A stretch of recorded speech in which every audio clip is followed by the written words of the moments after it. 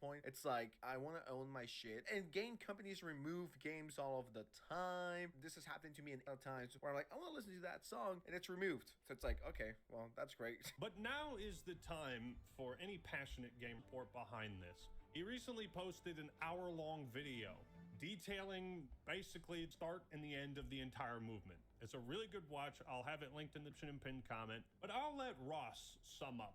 The quick legal argument.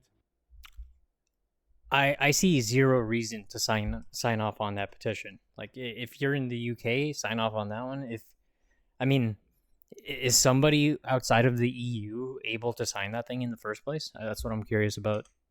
Is that the vast majority of games with an online requirement say they can be terminated at any time for any reason. Or Blizzard likes to say any or no reason. This is so disgusting. So you pay your money, your hard-earned money, all right? Not all of us are multi-billionaires, okay? I remember back when fucking GTA 6 came out. Like, imagine shelling out the $80 for the game, and then you find out you have to pay $15 to $20 a month to maintain access to the game that you paid for. GTA 5 came out, and I wanted to get it, but I mean, I was a fucking broke high school student. So what did I do? I sold like 4 or 5 different games so I could get the remastered version for the Xbox One, because I played it, I had it on the 360 already, but I'm like, I want the new graphics. I don't know what the fuck it was called, but it came out, and I had to sell 4 to 5 games for one copy of GTA on next gen. And I got pretty lucky with GTA, you know what I mean? It's a game that I've put... I mean, if he sold 4 games to get GTA, that's actually a hell of a deal, at least by my standards. Like, you could not get anywhere near $40 for, like, say 15 to 20 games at a game store. Maybe you'll be lucky with like $30. Of course, that depends on what game we're talking about and the condition it's in. But like, if you're not the type to really take care of your shit, there's a good chance you're probably gonna make $30 if you sell your entire collection. Maybe just short of $100 if you sell the old console to go with it. Put a lot of hours into it. I've got my money's worth. I'm just going by what I've heard over at like the local game shop. But it's like, what if someone did the same thing, but for a different game, like The Crew, and that game got shut down, and people got fucked. They were like, okay, well, we're just gonna delete this. So it's like, what do you mean? I paid $60 for The Crew. At least give me a partial refund, dude. What the fuck? This is disgusting. This is so anti-consumer, and the fact that people like pirate software or software pirating or whatever the fuck his name is, the fact that Honestly, partial refund should be a thing. Like, you know, like some people will take advantage of the refund policy whenever they can, right? Like, if you could speedrun a game fast enough to the point where you can just return it before your actual 2 hours are up, then, you know, is it really worth it to even sell the game at that price if people are even capable of doing that in the first place? You're probably better off just... Holy shit, I actually just lost my train of thought here. I'm gonna just keep playing. So pro this? Like, why are you protecting a multi-billion-dollar company? Not only one, but many. It's like, dude, we pay our money, and if you're gonna pull the video games from virtual shelves, at least... Right, partial refunds. I'm retarded. It's also 12 o'clock. I'm losing my mind here. The partial refunds. So like, you go over 2 hours. So like, if it's below 2 hours, you can get the full refund. So after 2 hours, say like maybe an hour after, you can get 50% refund. Then after that, you know, it diminishes by 50% every time. So at the 2 hour mark, you only get a quarter. I think that'd be pretty fair. Give us our money back. You know what I mean? That could be the least they could do. But do you think they do that? Of course not. Essentially, what they did is, hey, this is out. Give us money. We give them money. Okay, we got your money. We're gonna pull it back. Do I get my money back? No, you don't.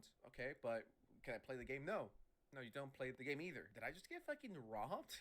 That might be a violation of Directive 93, which protects consumers against unfair terms and consumer contracts. So I mean, they already have it on paper that this should not be a thing. So if that term is unfair, that means that part of the contract is Okay, this video is actually going to take forever if I listen to it at normal speed. I'm so sorry. I'm going to raise it to 1.25 and see how this goes. null and void. And if it's null and void, then what does the law say about how long your purchase lasts?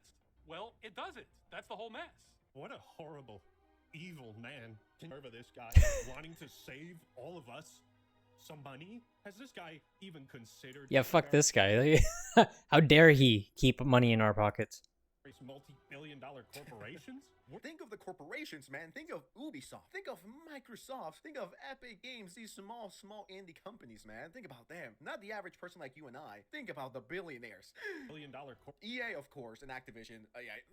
They clearly need the money. I don't care if I'm Bill Gates rich. Like, bitch, I pay my 60 or 80 bucks for the game. Let me play it. Let me play the game that I paid my hard-earned money for. Whether you make $5 per year or you make $5 million per year, it's the principle. It's not about the money, dude. It's about the principle and the fact that we need to own these games that we pay for. Everyone should be agreeing with this. It's so easy. Yeah, I mean, there's situations now where you can have a single player game that you're only paying for a license and you do something, I don't know, something that gets you canceled. That developer effectively has the ability to revoke that license to you and you can't play that game. Of course, I'm pretty sure most developers aren't stupid enough to put that kind of optics on them, but you never know with these people. Simple, it's so non-controversial, unless you are Mr. Pirate Software. Corporations? We're lucky enough to just be able to buy their products, don't you? And they should be allowed the freedom to destroy our products whenever they want for any reason at any time. Blizzard says they can take away your purchase for no reason. Our problem is those terms are so hostile to consumers and the medium that they should be taken off the table entirely. It is something so... That should have never been... Yeah, that should have never been a thing in the first place, but we've allowed it to get to this point. Mostly not through our own fault because, you know, most of us were probably kids back in the day when this was still being settled, but it's clear that this is not good for anyone. So I don't understand how it's still around. So uncontroversial, normal. It's surprising how few people are open critics of this movement. But there is one. Oh shit, no, this is actually really dumb.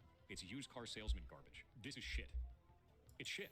But So, like, he's criticizing it because it feels low budget. like the creators... Not the message. He just doesn't like the fact that Ross is at the front of the movement, I guess. Is at stake. I do intend for this to be a drama video, but I'm not that big enough for it to be causing any drama and shit. I'm just, you know, spitting my game into the void, considering how many viewers. Well, not... This isn't my channel, what am I saying? But Yeah, I'll wait through the act, man. Leave it up to me. We'll I'll see. make this drama We'll video. see. Pirate Software is a little bitch. There we go. Just owning the noobs like that, one video at a time. Now, this right here should be a nice reminder to you guys to pump up those numbers. Lovely style. Subscribe to the channel if you haven't already. Even if you are on the side... I gotta get me a clip of that video because I need to pump up my numbers like game publisher, corporate executive type guy. As in every aspect, mind you. the crew, publishers soft are fine with abruptly shutting So down. yeah, sure. I don't need to. Well, it seems I need 50 subs to even start live streaming, so I'm gonna need that for sure. But if I don't get to 50 before I can get to 200 bench, then sure, I guess I'm okay with that. Their games, eliminating all online functionality and offering no recourse for people who want to play that game, maybe now, maybe somewhere down the line, and then offering no recourse for the player. Is this good for the plot? Yeah, I mean that's crazy. How can you release an online-only game with no means to play it once the service ends? And here's the phrase, okay? Oh wait, Makes you know the ones that justify it is like, oh, but you've already, you played your hours worth in it. It's like, okay, yeah, but I still paid for that. sure you don't repeat this anywhere, okay? It's very offensive. Isn't owning. Piracy isn't stealing. Yeah, I mean, that is true. Would I ever promote pirating something? Buying isn't owning, pirating isn't stealing. I kept hearing that and it just never really clicked, but like, I guess it does. Yeah, it does make sense. It does make sense. I'm sorry.